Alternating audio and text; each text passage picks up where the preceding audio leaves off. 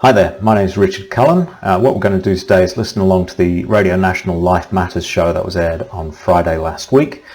We're going to listen along, and I've made some notes, and we'll see if we learn something about 5G. Okay, you ready? Let's start. Now, you've probably seen or heard the ads from Telstra about 5G. It's coming. Imagine a future where you can experience a new kind of mobile, where every second counts and every move matters, where your fridge talks to the shopkeeper who talks to the farmer. Just before we get into it, let's have a look at who we're going to be talking to today. So we've got the host, Michael McKenzie. He's talking to Stanley Shanapinda from La Trobe Uni. He's talking to Dr Ken Karipidis from ARPANSA, and to Kim Sporton, who's from the Stop 5G in Byron Bay. And I've grabbed the show notes, and you can listen to the show yourself. I'll be sharing the slides that I've made here, so you can listen along for yourself. Okay, so we're into the Telstra 5G. It's better, it's faster, blah-de-blah. Where okay? You have AR on the go. AR on the go. Technology to help crops grow, and new ways to say hello. That's why we're building Australia's first 5G network. There's been a lot of hype about it, with claims it'll be 100 times faster than our current 4G network. Some of us can't wait for it to arrive. However, a number of groups concerned about potential health risks have popped up across the country. We'll hear from them and Australia's leading nuclear research and radiation agency shortly. But first with me is Dr Stanley Shanapinda. He's a research fellow at La Trobe University. Stanley, welcome to the show. Hi, Michael. Thanks for having me. First things first, let's get down to brass tacks. What exactly is 5G? Well, 5G is the advanced version of 4G. So this is a revolutionary technology, which is, we're not taking small steps, we're just taking giant leaps here. Maybe not the 100 times faster, as you mentioned. Oh, okay, good.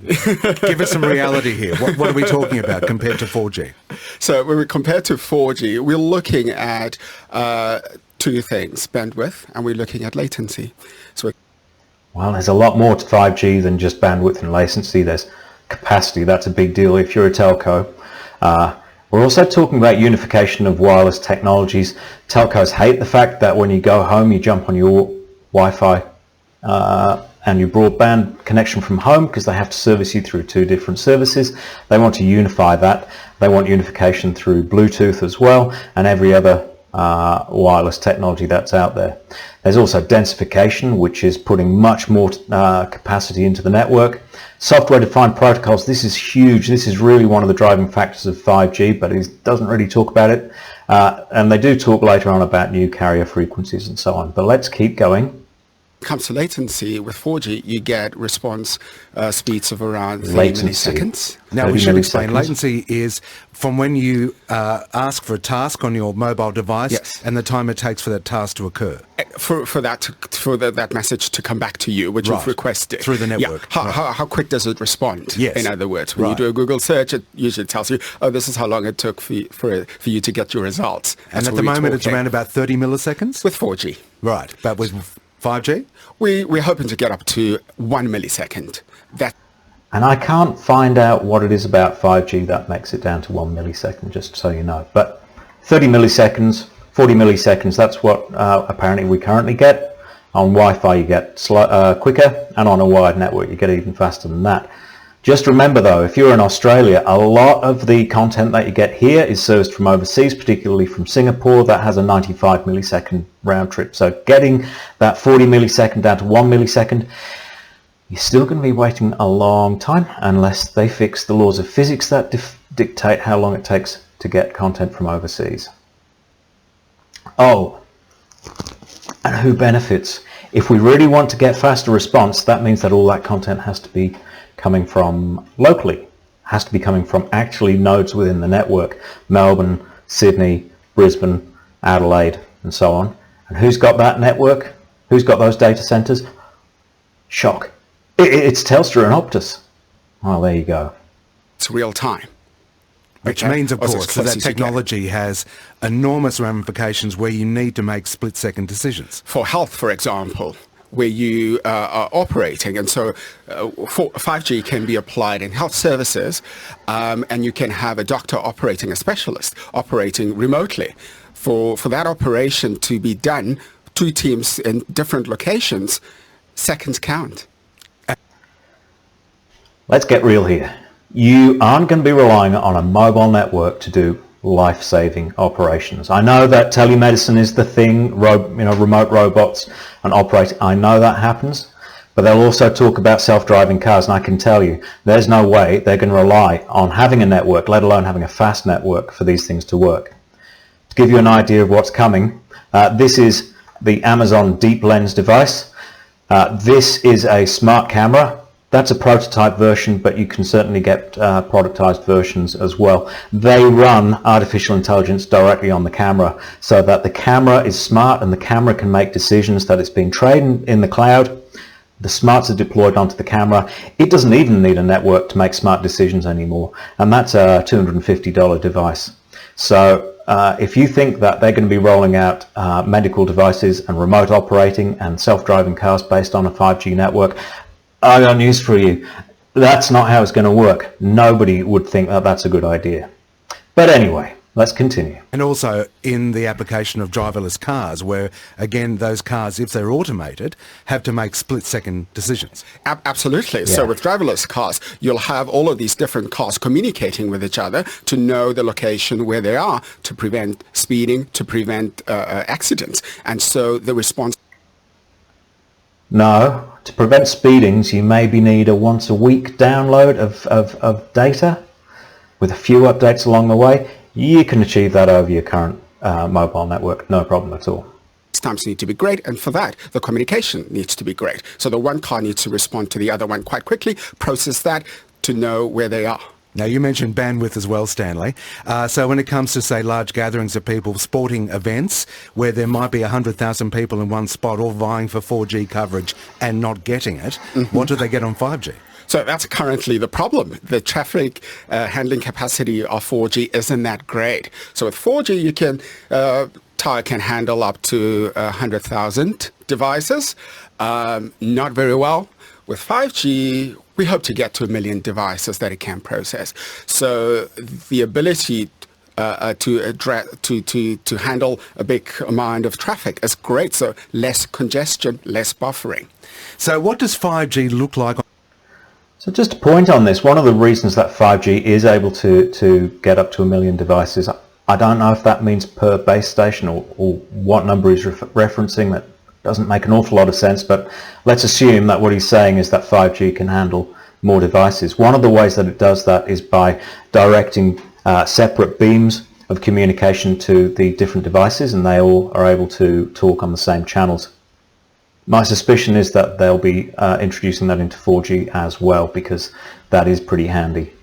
It's just that the uploads are also going to be sharing signal and bandwidth on the way back, and that's more of an issue when the 4G devices themselves don't beamform. But let's keep going. On the landscape, are there more mobile towers like we have for 4G? It's not going to be a pretty sight, unfortunately. So it's going to be a lot more in your face. How do you mean? So if you're walking down the alleyway, you're walking down the shopping lane, whatever, you may just see all of these 5G boxes up on the roof or a lamppost in a neighborhood. So it's going to have a dense network. Why? Yeah, densification is a huge issue, but it's not just 5G. We're talking densification with 4G as well. I just wanted to show you the current mess that's in place. This is a small rural town called Yarrawonga with these huge mobile towers dominating the landscape and completely destroying the nature of the town. And they're talking about rolling out much more infrastructure as 5G gets going. But the truth of the matter is that 4G is going to be rolling out big time for the next 10 years at least. While 5G is also layered on top. But densification is an interesting aspect as well, and this is a CSIRO paper where they're talking about increasing from 50 base stations to 250 base stations to 2,500 base stations per square kilometres in urban areas. in order to provide denser 4G capacity. So this story about 5G, that it's all about 5G, it is a smokescreen. They'll be doing a lot of this work with 4G as well. Does it have to be so Towers. dense? It's got to be so dense because the frequencies that we use, they can't span, the range is quite short. To get those fast speeds that you need the relay, you need a dense network for the relay to occur, to hop from one station to the next, to the next, to the next. Because unlike with 4G, where the coverage is around, 30 kilometers I've of seen one 70 tower. kilometres sometimes. So in the rural areas, because the gum trees get in the way, in Australia the damn specifically, gum so trees, Australia yeah. had to get that specification done. So now with 5G, within that 30 kilometer radius cell, you'll have a lot more small cells. We call them small cells for 5G, close to each other.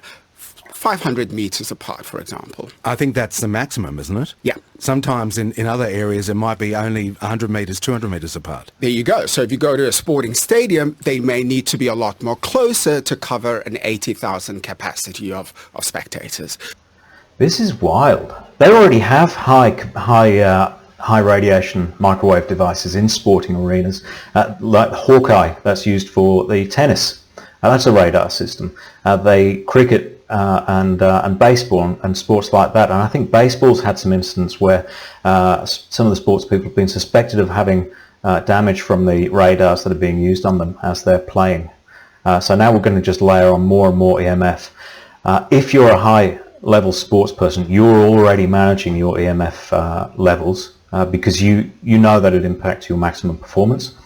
So I think that this is going to be an issue that sports teams are going to have to be dealing with a lot more aggressively in the future. So you still have the faster speed that you need to have. So you don't want 4G speeds. So look, with You're watching the game, you're not watching your screen. I don't get this statement, but let's keep going. 4G, we get what are the current speeds? Less than 100 megabits per second. Yes. Okay. With 5G, we want to get at least a customer experience of 400 megabits per second, and you want that in a stadium packed with 80,000 people. This is crazy stuff. Who needs 400 megabits per second to everybody in an 80,000 seat arena? I don't get this. You're there to watch a sport, aren't you? Not to look at your phone. The difference is, while there might be more of these boxes for 5G and you'll see them everywhere, they're not like mobile 4G towers which can dominate the landscape. They're quite small. They're quite small, But frequent. but all over the place. Right, okay. Yeah. So while we're talking about that, let me ask you, what does that mean? What's that imply for 5G and its rollout through rural and regional and remote Australia? So remote Australia may have to wait a little bit longer than urban areas do. So Telstra rolled. Yeah, it's not going to get rolled out. It'll go to the little towns eventually, and there'll be something that's branded as 5G that goes out to the farmers, but it's not going to be 5G as you know in the city. It's going to be long-range 5G, although I suspect that they'll also be putting 5G on the home routers that they put in your home as well, so there'll be 5G in your home as well, I suspect. Started rolling out 5G in selected areas. Speeds that were promised were not that great, but they still meet the 5G standard. But that's better than 4G. It's definitely better than 4G, but it meets the minimum standard, which is the 400 megabit to be 5G. But rural areas are going to take a bit of a while because you need a lot more towers. It means a lot more money.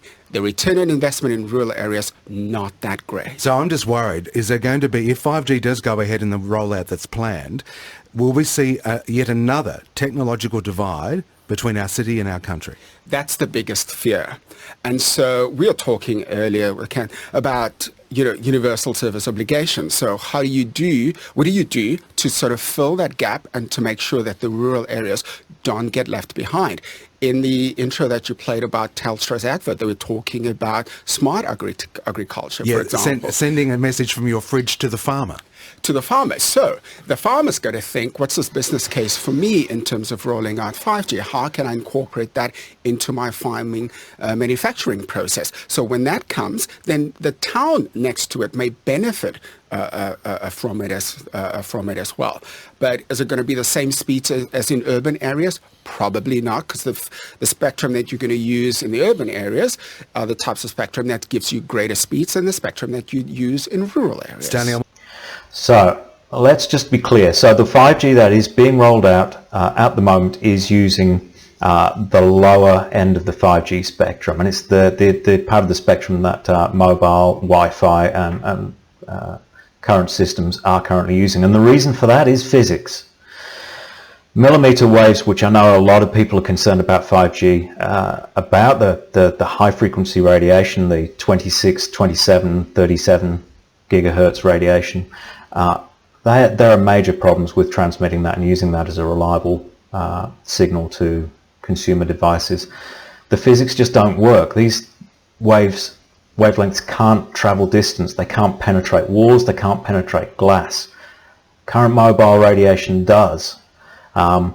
So what's being rolled out in Australia at the moment may have a few spots where you get the super duper high frequency stuff, but the majority of the service that we're going to see is going to be in the existing wavelengths. American systems are going in even lower, and if you're talking about rural Australia, they're going to be covered by these existing frequencies as well. So this is one of the issues with 5G.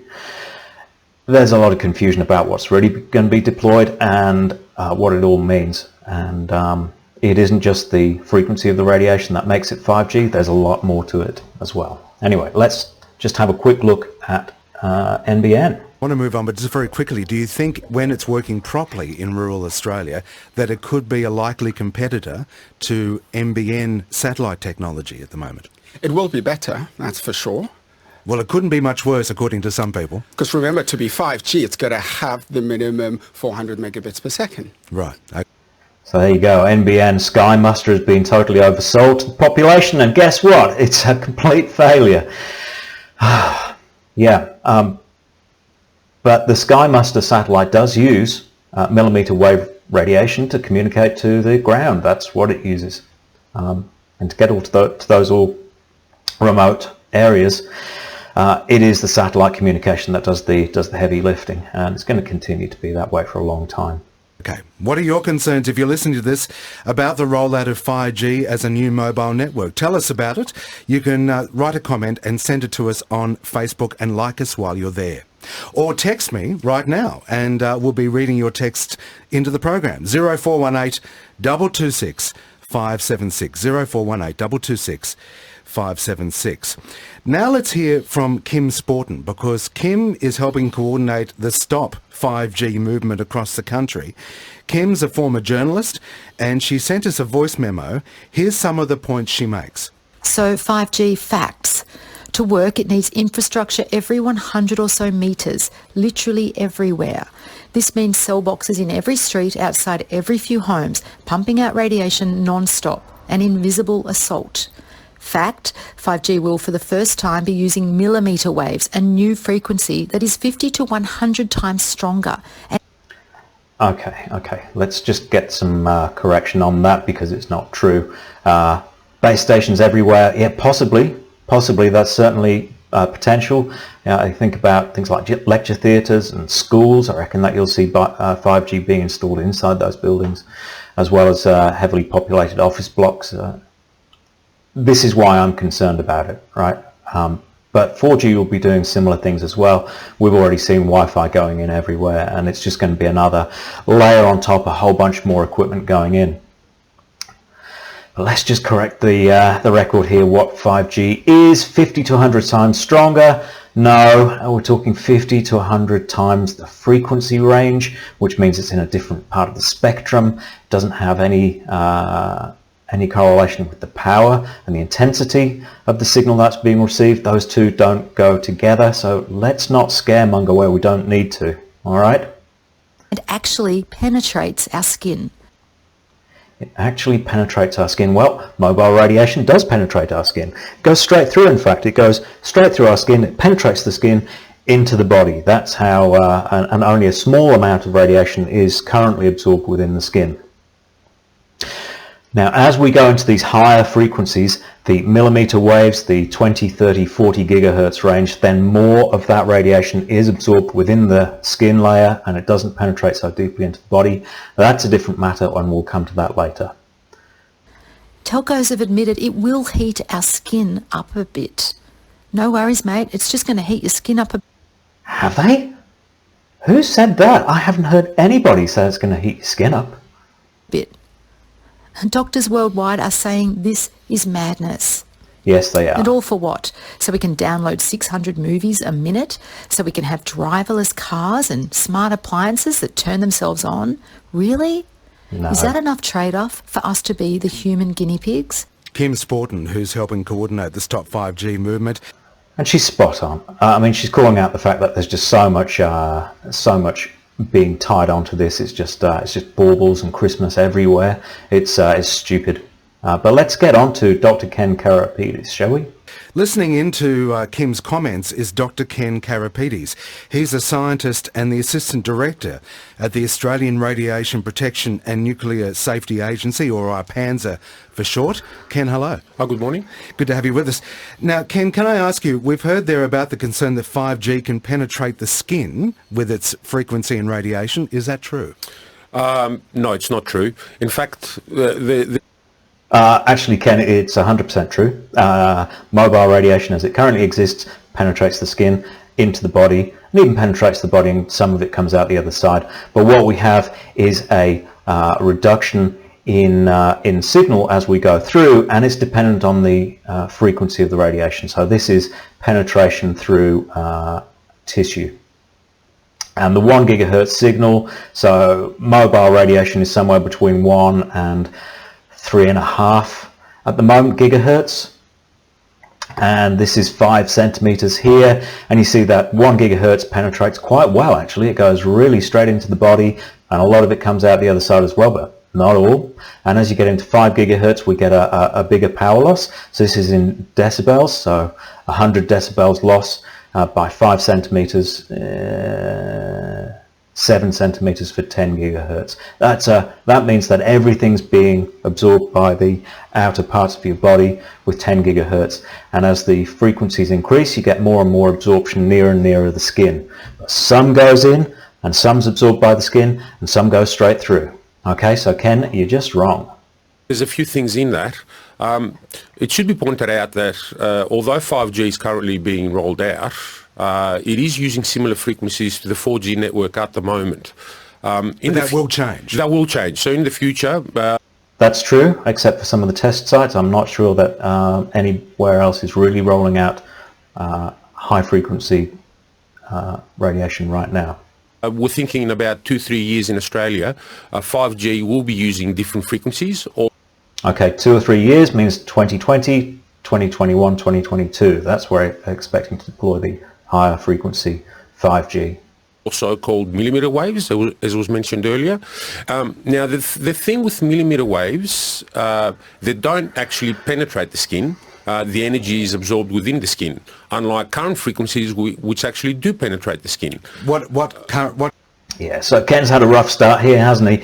He's now admitting that millimeter wave radiation is actually absorbed within the skin, and they talk about the skin as if it's an inert organ. Okay, ICNIRP, the International Committee on Non-Ionizing Radiation Protection, they define skin as the secondary organ, as in it can be ignored, and there's a major issue with that because skin is not inert. We have mast cells, we have T cells just below the surface of the skin, and those are primarily concerned with the immune system. They're a primary immune system barrier that our body relies on to keep us fit and healthy. So they're going to be extra stimulated by 5G millimeter wavelengths. That's really one of my major concerns. I wrote about it in 2016 that I expect that when this really gets going, we're going to see a major uptick in autoimmune disease. And that's just by looking at the situation. What kind of radiation does penetrate the skin? So this is all radio waves working at different frequencies. Okay. So the mobile phone network that's operating at the moment is using frequencies that can penetrate the skin. However, millimeter waves won't be able to penetrate the skin. The energy will be absorbed within the skin. Is Kim right in saying that the Fantastic. It's all going to be absorbed within your skin. Hope you got good suntan cream. skin will be heated up by that radiation? No, she's wrong, because so radio waves, or the known health effect of this type of radiation, is rise in temperature. However, that happens at... Oh dear. The temperature. ARPANSA and ICNURP, and therefore all the government bodies in Australia at the moment, all keep banging on that it's about the temperature rise. And that's the only, as if that's the only known side effect of radio frequency radiation. The only thing that you have to protect against is rising temperature. It is complete hogwash. It is untrue, because he's going to tell us in a second. Let's have a listen. Very, very high power levels. An example of that is your microwave oven at home. However, at the sort of power levels you see in the environment from mobile phone technology, they're not powerful enough to cause any appreciable rise in temperature. So no, it's actually very wrong to say that the skin will be heated up. He claims that there's no known health effects apart from heating. That is untrue. He's been told directly by Dr. Martin Paul, who's an emeritus professor at the University of Washington, in a 28-page letter summarizing 158 bodies of evidence, scientific evidence, peer-reviewed evidence about the health effects and the biological effects of mobile and EMF radiation below the thermal limit.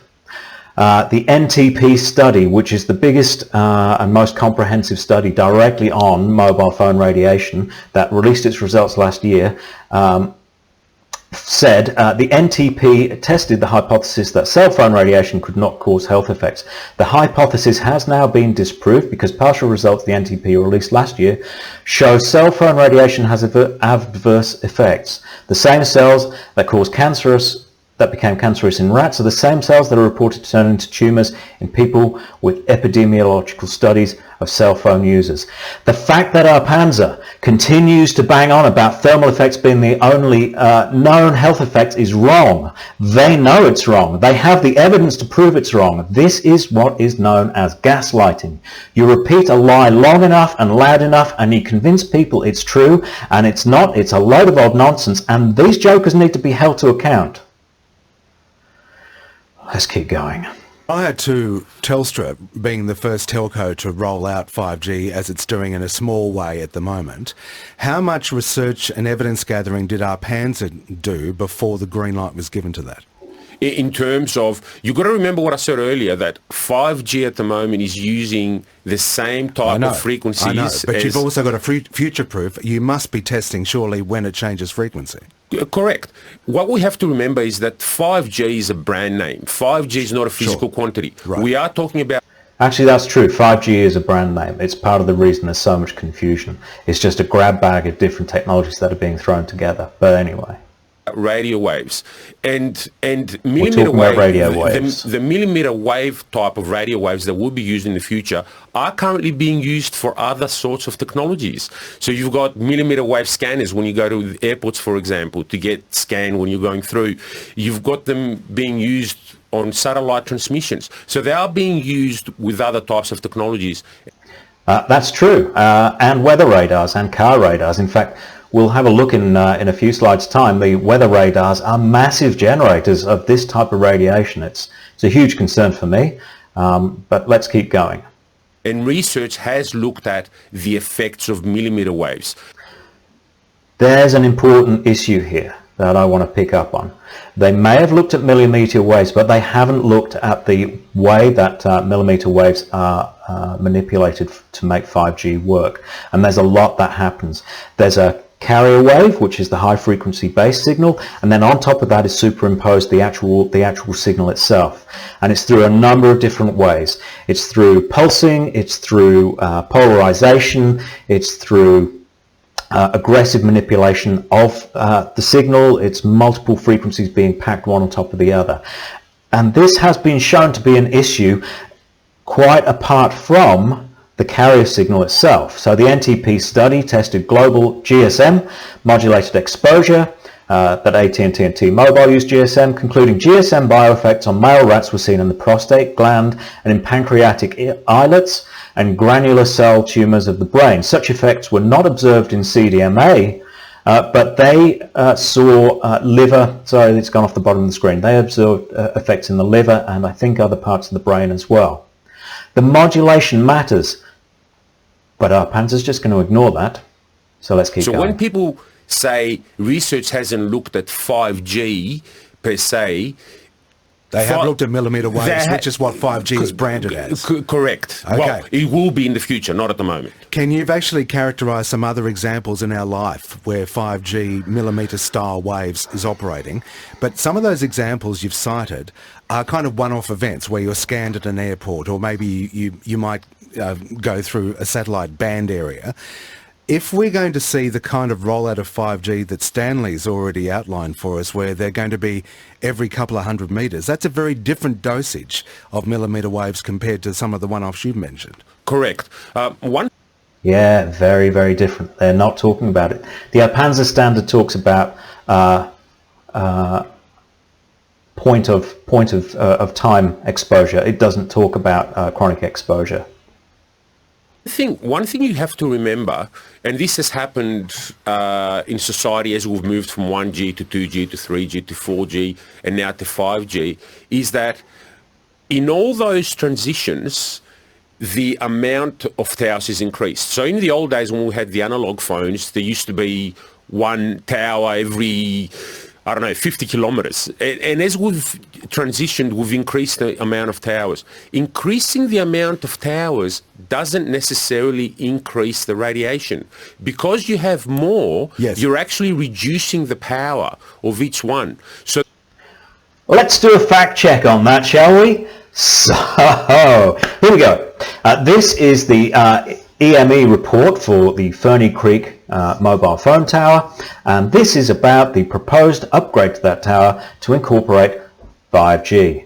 It shows that we get the maximum EME level is expected to go from 0.22% of the maximum, which by the way is many factors too high. It goes from 0.22 to 0.78, which doubles the exposure limit for Brussels, for instance. So you wouldn't be able to deploy the Ferny Creek system in Brussels because it is far too strong as it stands. But nonetheless, 0.82%. But stating that 5G isn't going to increase our radiation exposure levels is a complete and utter crock. The total radiation in the environment is actually reduced. Now, the other thing that's really important to mention is that the biggest exposure that people get from radio waves is when they use their mobile phone against the head. That's true. Everything else in the environment. And actually there's a thing here about 5G. So one of the things that 5G does is it gets away with the separate protocol for voice, and it puts everything on an even data based protocol. Which means that when you talk on a 5G phone, the phone converts the voice signal into a digital packet and sends that packet one at a time. And that's one of the reasons you can get more capacity on a 5G base station, because you don't have dedicated channels per phone. They're now sending data packets together and they're interleaving them. So your individual phone might actually be radiating less than your 4G phone. So that is potentially true. But one of the downsides is that the tower is going to be directing a beam of radiation directly at you. It's going to sense where you are, and it steers the beam of radiation to the device itself. So if you're standing there talking on your 5G phone, or in the way of somebody talking on their 5G phone, you'll be getting a beam of radiation coming straight at you. Including mobile phones, Wi-Fi, TV, radio. The biggest contributor in the environment actually comes from AM radio.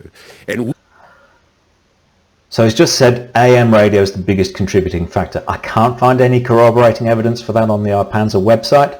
And having a look at the Mount Dandenong information that I could find, Mount Dandenong is a huge radio and TV base station. There are 4 towers there. It's got all the emergency services radios on there as well. All I could find was 12 kilowatt description there, whereas the Laverton weather radar over in the western suburbs generates 750 kilowatts of radiation in the S-band, which is 2.8 gigahertz.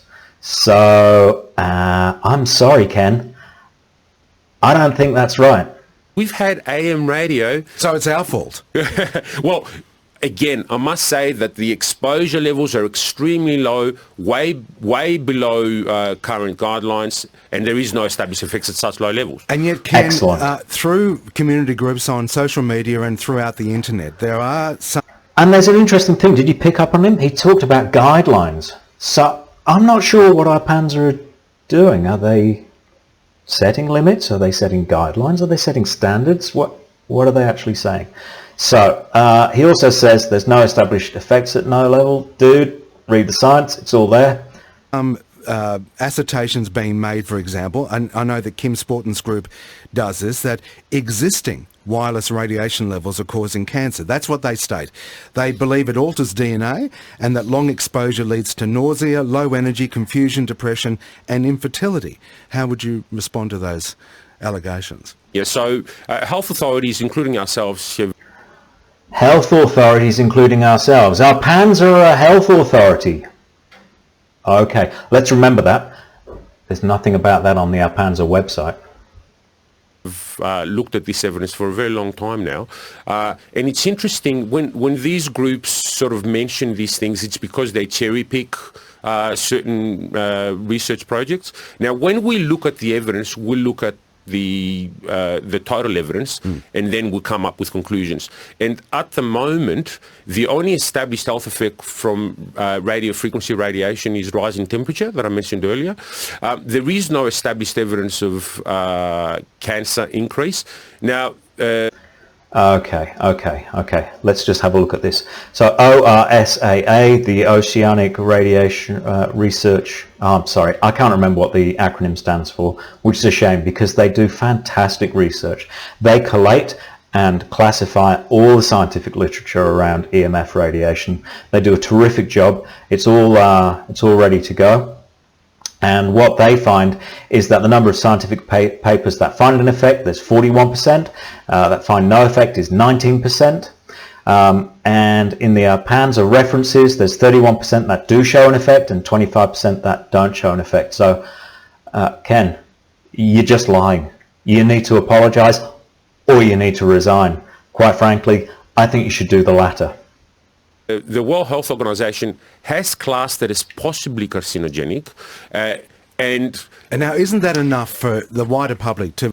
Yeah, they did classify it as to be carcinogenic, possibly carcinogenic, and there's a number of calls from people that were on the original committee that set it at 2B as possibly carcinogenic, that it needs to be revised at least to 2A and more likely probably to 1, especially given the outcomes of the NTP study last year directly demonstrating the cancer-causing effects of mobile radiation. Now, the other issue here is the precautionary principle. If ARPANSA claim that there's not sufficient evidence directly of cause, okay, but there is sufficient evidence to show that there's cause for concern. It's why Brussels set their limit at 3 volts per meter.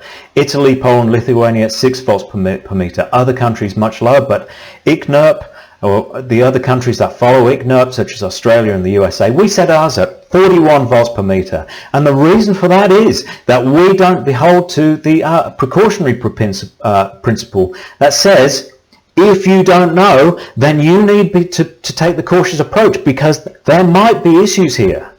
So instead, we just go for gold and set our limits at the maximum level we can so that we don't cause thermal effects and we back it off a bit and that's safe.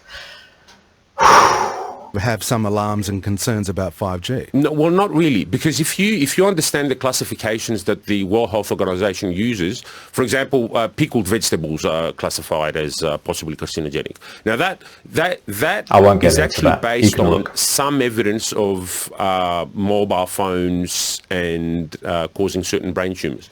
That hasn't been established. And the other thing to remember is that the exposures that You're listening to the weasel words. It hasn't been established. It wasn't established for years and years, and it had to go through many court cases until it was established that cigarettes caused cancer. Now I think it's generally accepted, but if we're going to go through the same process, waiting for the same level of direct proof of causality, then we're all going to be in big trouble when the time rolls around. getting when using a mobile phone against the head are hundreds to thousands of times greater to what you're getting from a tower. Well, Ken, I may come back now to Kim Sporton, if I may, because she has a question to ask ARPANSA directly, and as you're in the studio with us, we might hear her question. Here's Kim. So let's look at the telco's argument. They say 5G is in line with safety standards set by ARPANSA, a body advising government on safety levels. But these standards are outdated and obsolete. The tests are based...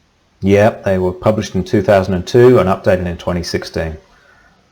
...on minimal exposure and were done many years ago.